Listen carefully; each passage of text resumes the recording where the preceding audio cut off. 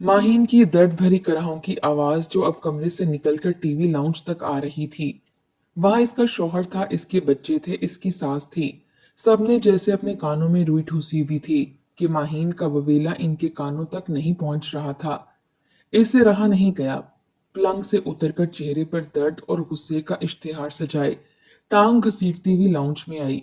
वो सब केबल पर एक मकबूल ड्रामे की आखिरी किस्त देखने में इतने मगन थे कि इसकी मौजूदगी का किसी को भी एहसास नहीं हुआ। इसने सुलगती हुई नजरों से इनकी बेनियाजी देखी, फिर एक दर्द भरी चीख के साथ टांग पकड़कर दरवाजे के पास बैठ गई। सब चौंक पड़े, बच्चे सहम गए।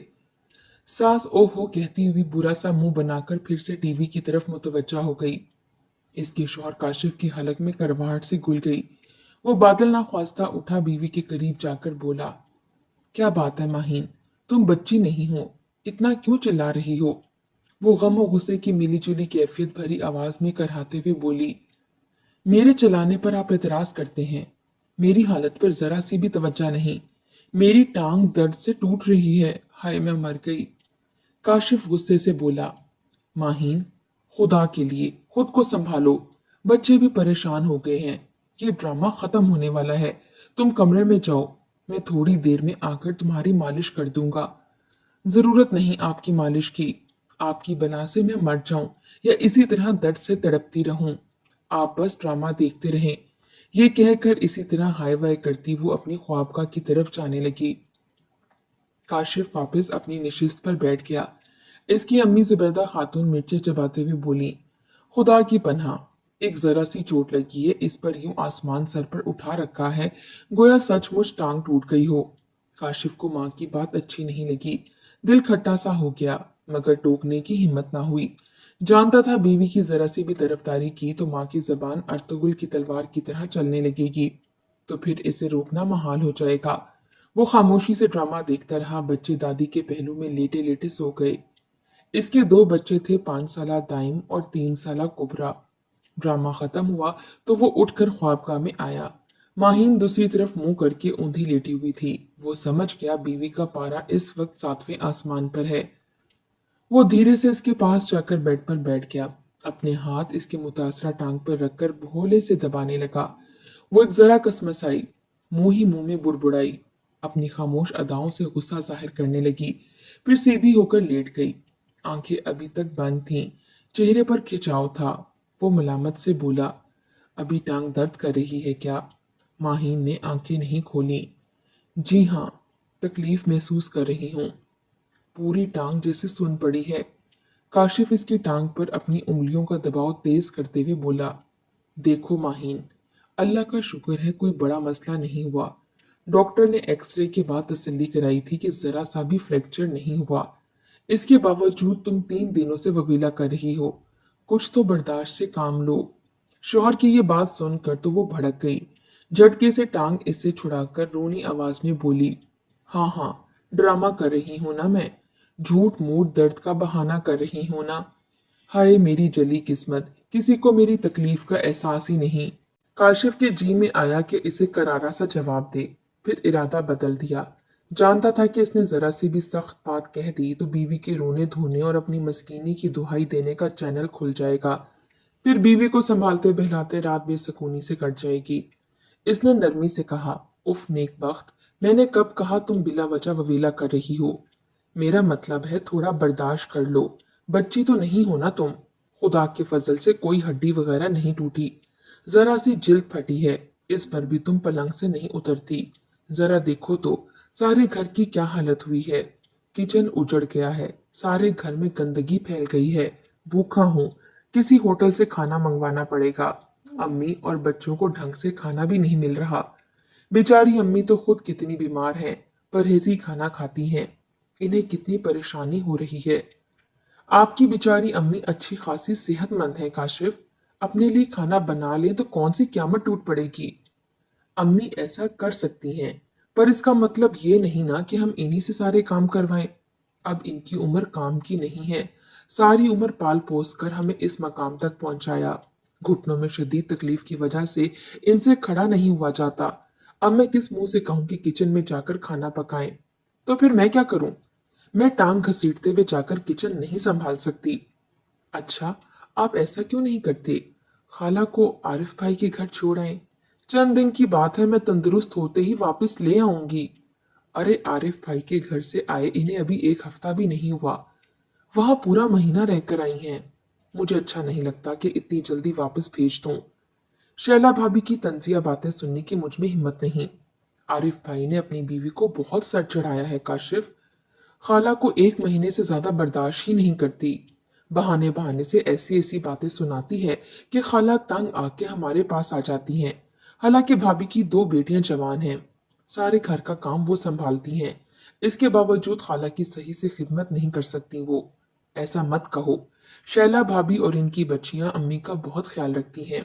बस अम्मी का मिजाज कुछ ऐसा है, जरा सी बात पर नाराज होकर यहाँ आ जाती हैं। तुम भी तो कुछ कम नहीं हो। दिन में कई दफा एक दूसरे पर गोलाबारी करती हो। बस बस काशिफ, मैं ही बुरी हूं। आपकी वो शैला भाभी तो बड़ी फरिश्ता है ना। मैंने कौन सा आपकी अम्मी के साथ बुरा किया है बताएं। हर रोज इनके लिए परहेजी खाना पकाती हूँ, इनके लिए दूध गर्म करके देती हूँ। आप जो चीज भी बाहर से लाते हैं सबसे पहले इनसे पूछती हूँ। फिर भी मैं बुरी हूं। और वो खुद क्या करती हैं, कभी आपने मालूम किया है? मेरे उठने बैठने पर, मेरी बातों पर इन्हें एतराज रहता है। मैं बच्चों को किसी गलती पर डांटती हूँ तो इन्हें बुरा लग जाता है। आपके साथ कमरे में कुछ ज्यादा वक्त गुजारूं तो 10-10 बातें सुनाती हैं। इस सब के बावजूद मैं बर्दाश्त करती हूँ। फिर भी इन्हें और आपको मुझसे शिकायत है। माहीन की जबान जब चलती है तो रुकने का नाम नहीं लेती थी। काशिफ को एक जरा पछतावा हुआ कि क्यों इससे इस मौजू पर बहस शुरू की। ये बातें कोई आज की नहीं थीं। बरसों से माहीन की जबान पर अपनी सास के हवाले से यही शिकायत थीं। इनमें कुछ बातें दुरुस्त भी थीं, मगर काशिफ हर बार कहता था, माँ का मिजाज कुछ तेज है, वो रोक टोक ज्यादा करती हैं, चीजों की वजाहतें ज्यादा मांगती हैं। इसका ये मतलब नहीं कि ईंट का जवाब पत्थर से दिया जाए। जिस बात का जवाब तुरशी से 3 जुमलों में देती हो, नरमी से एक जुमले में भी कह सकती हो। तुम ऐसा नहीं करती। तुम इनकी नुक्ताचीनी पर चीखने लगती हो। इनकी तरफ से भी जवाब आता है, मैं मानता हूँ, मगर एक कान से सुनकर दूसरे से निकाल दिया करो। क्या करूं, लेकिन नहीं, एक दूसरे पर मसाइल तो दागना होता है। मैं हमेशा तुमको इसी बात से मना करता हूँ, तुम इनका सारा काम करती हो, बस जबान की काट से सब किए किराए पर पानी फेर देती हो। वो बुजुर्ग हैं, वो भी तो तुम्हारी माँ जैसी ही हैं। क्या तुम अपनी माँ की बातें नहीं सुनती थी? क्या तुम्हारी माँ तुम्हारी अक्सर बातों पर एतराज नहीं करती थी? क्या वो तुम्हें रोक टोक नहीं करती थी? माहीन नागवारी से बोली, देखें काशिफ, मैं पहले ही ठीक नहीं हूँ। ऊपर से आपकी नसीहतें और शिकायतें मेरे दिमाग में फोड़ा बना रही हैं। आप ये सब किसी और वक्त के लिए नहीं रख सकते।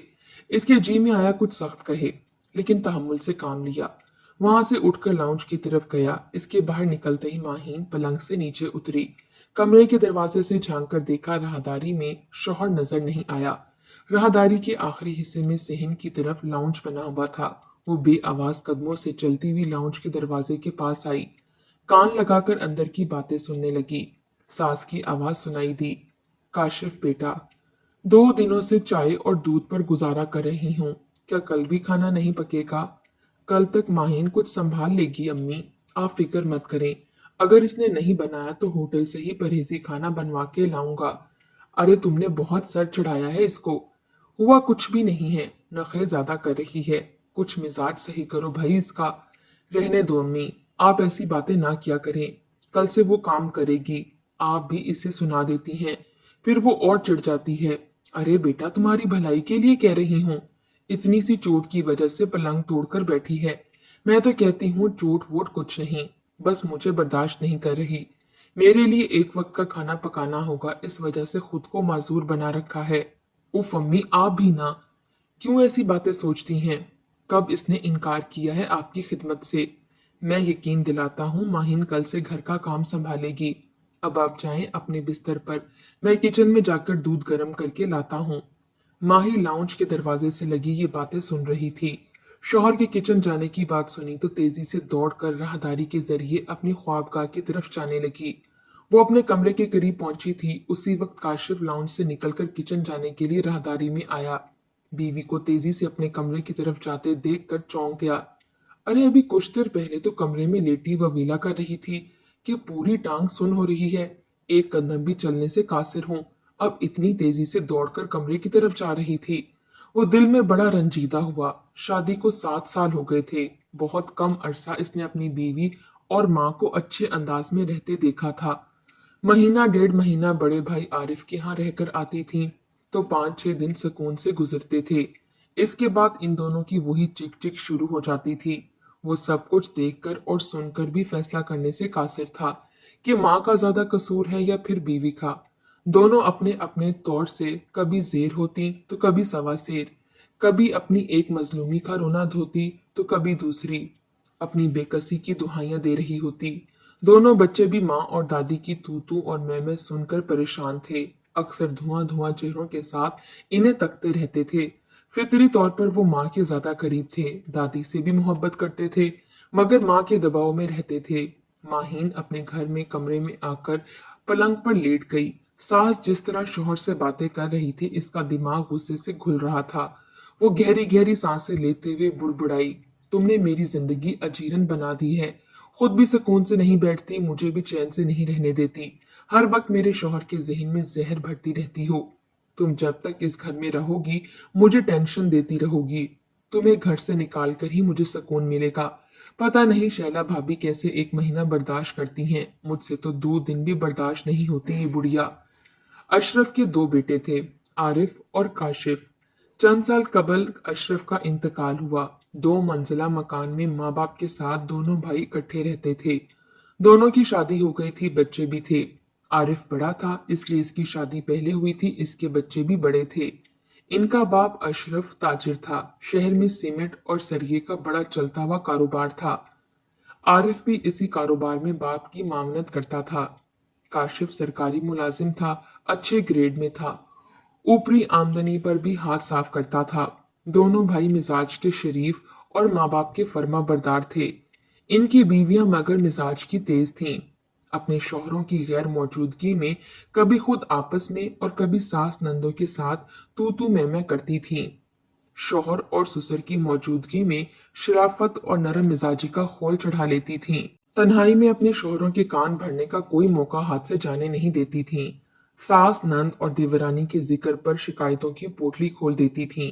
ये शिकायतें इसलिए सुनाई जाती थीं ताकि चिक चिक से बचने के लिए हमें अलग अलग घरों में रखा जाए।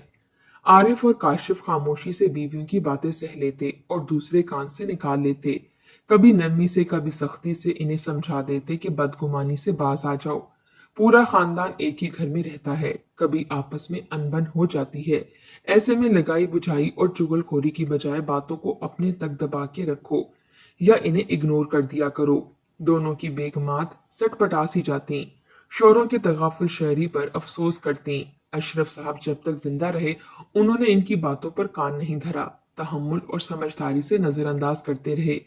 लेकिन अगर एक ही बात बार बार कानों में उंडेली जाए, खवा कितनी ही अनसुनी की जाए, इसके माबूद असरात जरूर पड़ते हैं।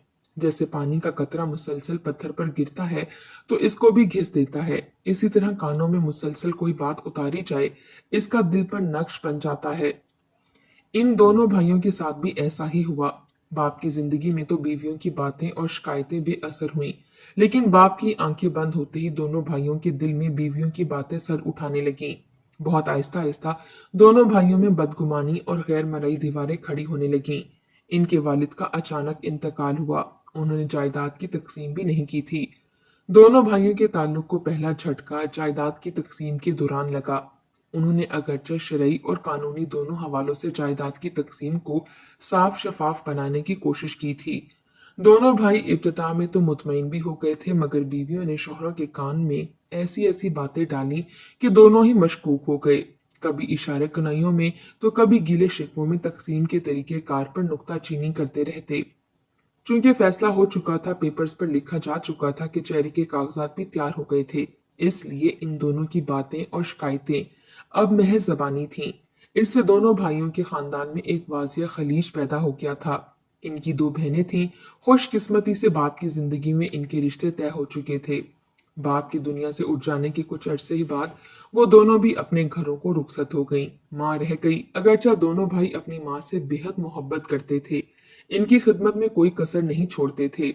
माँ कभी बड़े भाई के पास नीचे की मंजिल में रहती थी, कभी काशिफ के साथ बलाई मंजिल में रहती थी। इन्हीं दोनों जगह सुकून इन्हें मिलता था। वो समझती थीं दोनों बहुएं बस दुनियादारी की हद तक इन्हें अपने साथ रखती हैं। बज़ाहिर इनके खाने पीने और कपड़े वगैरह का ख्याल रखती हैं, मगर दिल से नहीं। दुनिया वालों की बातों के खौफ से और शोहरों की नाराजगी के डर से मजबूर होकर ऐसा करती हैं। अशरफ साहब के इंतकाल के 1 साल बाद ही दोनों भाई अपनी बीवियों की चिक चिक से मजबूर होकर अलग हो गए। अबाई मकान बड़े भाई आरिफ के हिस्से में आया। काशिफ को इसने इजाफी 30 लाख रुपए दे दिए। काशिफ ने वहां से कोई 10 किलोमीटर के फासले पर एक नया मकान ले लिया और अपनी फैमिली को लेकर वहां शिफ्ट हो गया। इनकी वालदा पहले एक ही मकान की दोनों मंजिलों में अपनी मर्जी से रहती थीं। दिन मुख्तस थे। जब चाहे बड़े बेटे के साथ रहती, जब जी में आता काशिफ के पास बलाई मंजिल में चली जाती। अब दोनों बेटों के मकान दूर दूर हो गए थे, तो आने जाने के लिए भी इनकी मोहताज बन गई थीं। ऐसे में गैर महसूस तरीके से रफ्ता रफ्ता दोनों बेटे के पास रहने का वक्त मुख्तस हो गया। अब एक महीना आरिफ के पास रहती, एक महीना काशिफ के पास। कभी ऐसा भी होता था कि किसी एक बेटे के पास पूरा महीना नहीं होता था कि वो नाराज होकर दूसरे बेटे के पास चली जाती थीं। इनका दिल शौहर के घर में ही ज्यादा लगता था। जब भी वहां जाती 1 महीने से ज्यादा दिन गुजार कर आती थी। आरिफ की बीवी और इनके बच्चों से भी अक्सर अनबन हो जाती थी, मगर काशिफ की बीवी माहीन की निस्बत वहां ज्यादा सुकून महसूस करती थी। माहीन के पास तो 1 महीना भी सुकून से बैठना नसीब नहीं होता था। वो अक्सर काम की ज्यादती का रोना रो कर जतलाती रहती थी। इस तरह सास 1 महीने से पहले ही रूठ कर आरिफ के पास वापस चली जाती। क्यों बेचारी माँ अपनी मर्जी और खुशी से ज्यादा अपने बेटों और इनकी बीवियों की मर्जी के मोहताज होकर रह गई थीं। अगले दिन माहीन कराहती हुई अपनी सास को देखते हुए टांग घसीटती हुई अपने कमरे से बाहर निकली। राहदारी में से होते हुए किचन में चली गई। काशिफ सुबह बगैर नाश्ता किए दफ्तर चला गया था। जाते जाते इसने एक मर्तबा फिर माहीन को सख्त लहजे में बता दिया था कि बस बहुत बिस्तर पर पड़ी रही हो, अब उठकर घर के मामलात संभालो। शौहर के दफ्तर जाने तक वो मुंह फुलाए लेटी रही। सास ने खुद ही अपने लिए और इसके बच्चों के लिए नाश्ता तैयार किया था। रात काशिफ ने अगरचा बता दिया था कि अगले दिन माहिन किचन का काम करेगी, मगर इन्हें यकीन नहीं था कि वो कमरे से निकलकर किचन की तरफ जाएगी।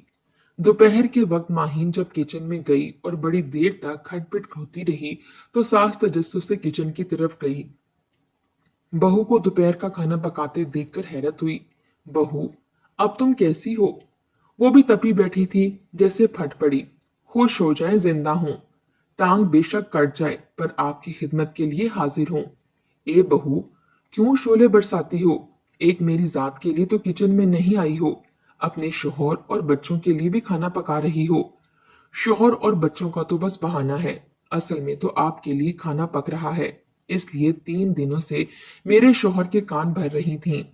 आप ही की बातों की वजह से इन्हें मेरी तकलीफ का बिल्कुल एहसास नहीं था। अपनी माँ के भूखे रहने की बड़ी फिक्र थी, इसलिए रात को भी और सुबह भी दफ्तर जाते हुए मुझे धमकी देकर गए हैं। ए बहू, क्यों मुझ पर तोहमत लगाती हो? मैंने कब तुम्हारे शौहर के कान भरे हैं? तुम्हारी चोट को 3 दिन हुए थे। क्या इतनी सी बात कहना भी जुर्म है कि तुम्हें अब कमरे से बाहर निकलकर घर का काम संभालना चाहिए? खाला, मेरी तबीयत वैसे ही ठीक नहीं, मुझे मजीद परेशान ना करें। कहा था अब इसकी सफाई पेश ना करें। मैं जैसे तैसे करके खाना पकाऊंगी। आप खुदा के लिए मेरा पीछा छोड़ दें। लाउंज में जाकर बच्चों के पास बैठ जाएं। ऐसी बददिमागी से मेरे लिए खाना पकाने की बिल्कुल जरूरत नहीं। 3 दिनों से चाय पी रही थी, आइंदा भी किसी तरह गुजारा कर लूंगी। तुम ऐसी जहरीली बातों के साथ मेरे लिए शाही ताम भी पकाओगी ना तो जहर लगेगा। इसलिए मेरे लिए कुछ भी बनाने की जहमत ना करो। बस तुम मुझसे तंग आ गई हो ना? काशिफ आ गया तो कह दूंगी मुझे आरिफ के पास छोड़ आए। मैं गरीब मस्कीन की तरह हूँ, इधर भी बोझ उधर भी बोझ बनी हूँ। खुदा जाने कब ये मेरी जिंदगी का सफर खत्म होगा, कब मैं काशिफ के अब्बा के पास पहुंचूंगी। किधर जाऊं मैं अब इस बुढ़ापे और बीमारी में? वो बोझल बोझल कदमों से चलती लाउंज की तरफ चली गई। शाम के वक्त काशिफ दफ्तर से आ गया। माहिन इसके लिए चाय बनाकर लाई तो वो खुश हो गया। दिल में पड़ा बोझ कुछ हल्का हुआ। दूसरी तरफ माँ को मुंह फुलाए गमगीन हालत में देखकर खटक सा गया। तुमने मेरी बात मान के किचन में काम संभाल लिया, एक तरह से मेरी इज्जत रखी है, मगर माँ को क्या हुआ है? वो क्यों खफा खफा सी हैं? खाला आज पहली दफा ऐसी हालत में थोड़ी हैं। मैंने इनके लिए परहेजी खाना भी पकाया था, मगर खाने से इनकार कर दिया। बहुत देर से यही रट लगाए हुए हैं कि यहाँ नहीं रहना, आरिफ भाई के यहाँ जाना है। काशिफ ने चौंक कर बीवी की आंखों में देखा। वो आंखें बड़ी फनकार थीं, दिल की बात जाहिर होने नहीं देती थीं। मगर वो समझ गया बीवी एक तरफा बात कर रही थी। इसने जरूर माँ की दिल आजारी की होगी, जिसकी वजह से वो यहाँ से जाने की बात कर रही हैं। वो उठकर माँ के पास गया। अम्मी, आपकी तबीयत ठीक है ना? क्यों परेशान सी बैठी हैं? तुम्हारी बीवी की बातें तीरों की तरह मेरे दिल में चुभती रहती हैं बेटा। मेरे लिए खाना पकाना इसके लिए मुसीबत बना हुआ है।